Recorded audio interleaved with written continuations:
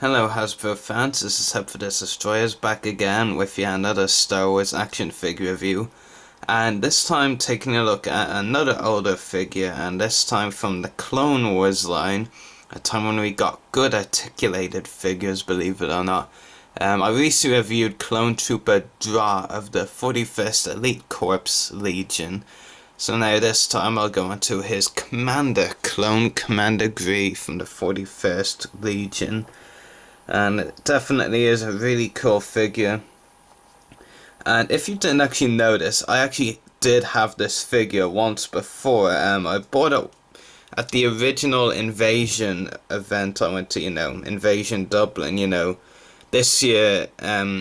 If you followed my posts about it, well, as few as they were, this year's Invasion Dublin was the second I went to. I actually went to one last year as well. I only found out about it when around a week or two actually before the event was due to take place, maybe even less. And actually found a Clone Commander Gree then, the red packaging, the original packaging he came in, and bought it then. But I actually had a problem, I was just messing around with the figure basically.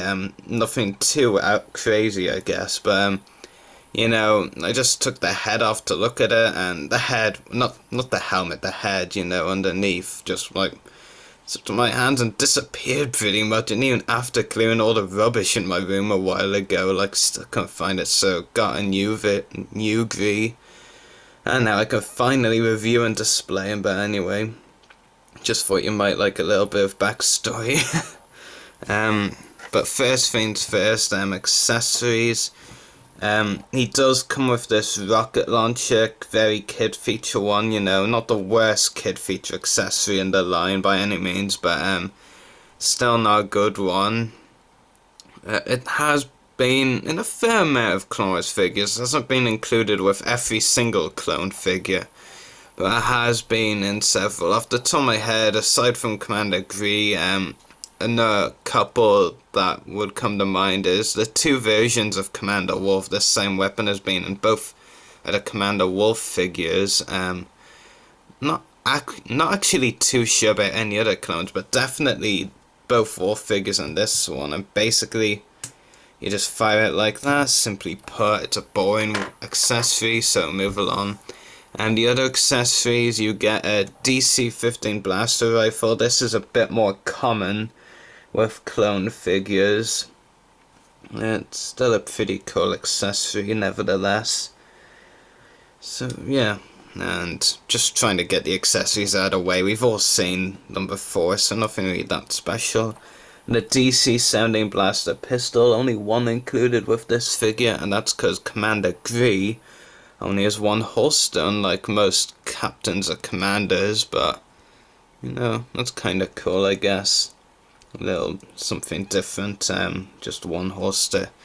The figure itself, detail wise, is great, articulation is great, there's no real flaws with it, and he actually has a removable helmet, so I could just zoom in on the helmet for a bit. So yeah, really cool helmet design. And after hearing about the TV series Star Wars The Clone Wars that this gear obviously appears in, I was always interested to see how clones would be in it, how, what some of the Phase 2 clones we saw briefly in Revenge of the Sith would look as Phase 1 clones, and Commander Gree just is a really cool Phase 1 armor. Very nice. So yeah, detail wise, overall figure is great. Lots of details there. I really like this thing as well. I'm not really too sure what you can call it, the kind of black thing that also goes around to the front of the figure. That's very cool. I'm not entirely too certain what it's called actually. But yeah, very cool. Lots of green, and they really do mix in well with the figure. So yeah.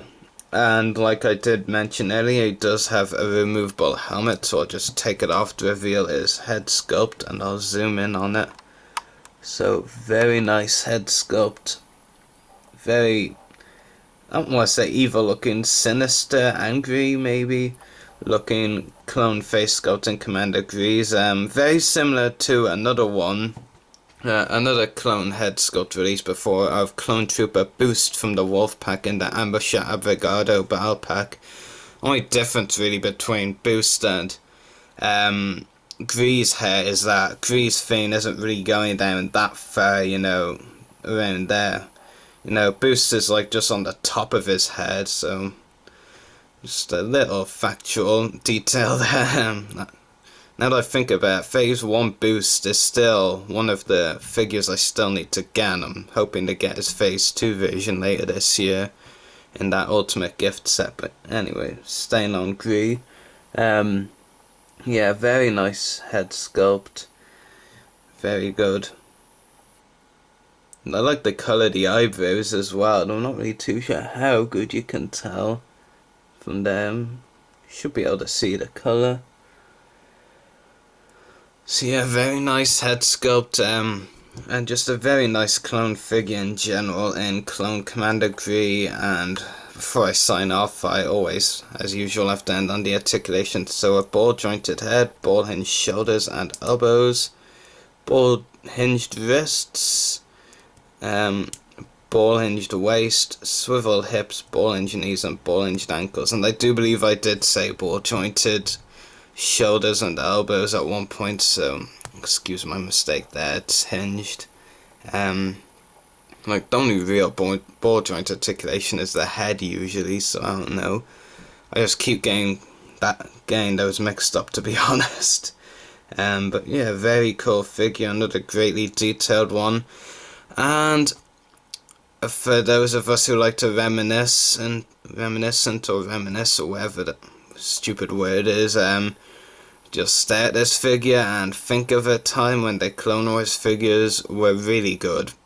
Well, in all terms, I mean, some of them, like Scuba Ahsoka, still have great detail, but yeah, I think you know what I'm getting at. So anyway, 10 out of 10 rating for this figure. Another one of the great Clone Wars clone figures back in the day. It's a full rating for 10 out of 10, so may the Force be with you and happy hunting.